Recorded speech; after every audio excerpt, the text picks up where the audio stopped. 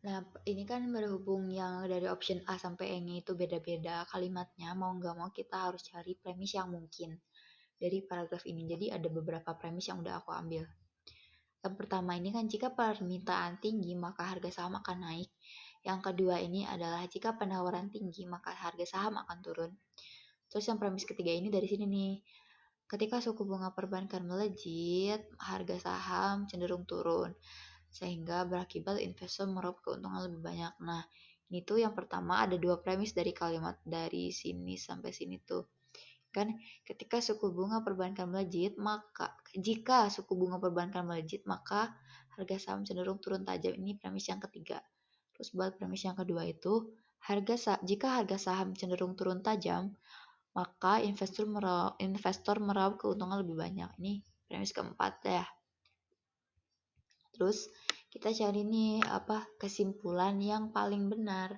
Tadi kan di awal disebutin kalau misalnya kesimpulan yang paling benar itu P maka Q ekuivalen dengan negasi Q maka negasi P ekuivalen dengan negasi P atau Q. Dari premis yang pertama kita cari dulu bentuk yang ini nih.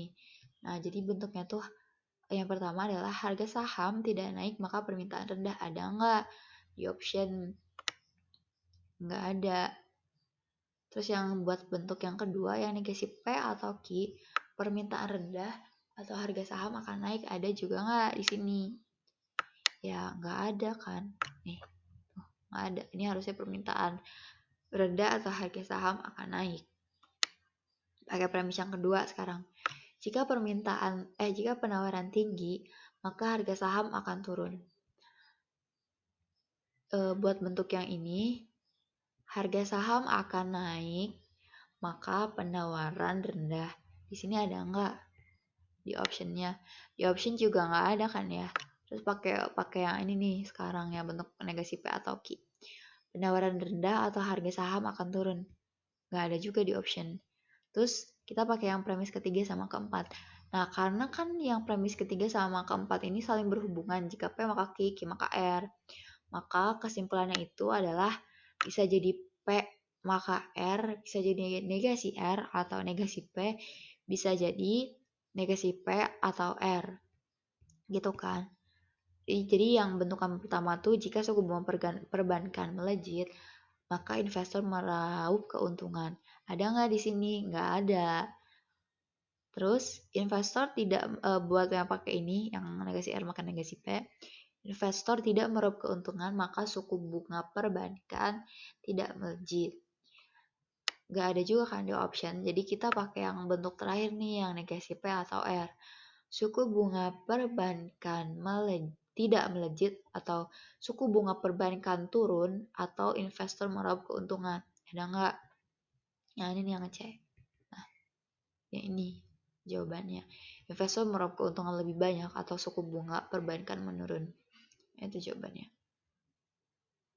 Kalau yang ini tadi udah kan ya. Nah, kalau ini mah kok nggak adaan. Nah, ini mah kan kesimpulan yang mungkin benar, kita baca dulu. Bubur kacang memiliki rasa manis dan gurih. Sebagian orang suka menambahkannya dengan ketan hitam. Pak Joko memakan bubur kacang. Jadi kan kesimpulan ditanya tuh yang paling benar. Kita cek satu-satu. Pak Joko memakan bubur kacang tanpa ketan hitam memiliki rasa manis gurih. Dikit dulu. Terus yang ini, Pak Joko memakan bubur kacang dengan rasa manis tapi tidak gurih. Ini jelas salah nih. Karena kan yang di soal itu manis dan gurih. Ini atau salah. Yang ini, Pak Joko memakan bubur kacang dengan ketan hitam dengan rasa gurih tapi tidak manis. Ini juga salah.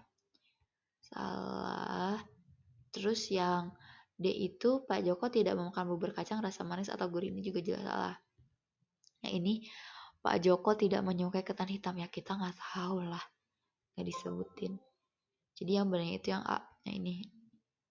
Bisa jadi aja Pak Joko makannya sama ketan hitam kan. Dan pasti rasanya itu manis dan gurih gitu.